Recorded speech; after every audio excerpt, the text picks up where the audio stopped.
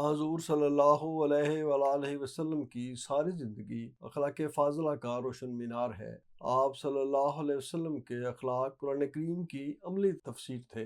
گویا قرآن کریم اور آپ صلی اللہ علیہ وسلم ایک ہی سیب سے نکلے دو موتی ہوں۔ آپ صلی اللہ علیہ وسلم خود بھی حقوق اللہ اور حقوق العباد کی ادائیگی کے بلند ترین مقام پر فائز تھے اور اپنے صحابہ کو بھی یہی تلقین کیا کرتے تھے۔ حضور صلی اللہ علیہ وسلم اور صحابہ پر روا رکھے جانے والے ظلم و ستم کے لمبے دور کے بعد جب اللہ تعالیٰ نے فتوحات کے دروازے کھولے تو صحابہ کو مختلف ممالک میں عمل بنا کر بھیجتے ہوئے آپ صلی اللہ علیہ وسلم یہ نصیحت فرماتے ہیں کہ لوگوں سے نرمی اور احسان کا سلوک کرنا، ان سے محبت و ہمدردی سے پیش آنا، عدل و انصاف سے کام لینا اور ظلم نہ کرنا، کیونکہ مظلوم کی بد دعا اور اللہ تعالیٰ کے درمیان کوئی پردہ نہیں ہوتا۔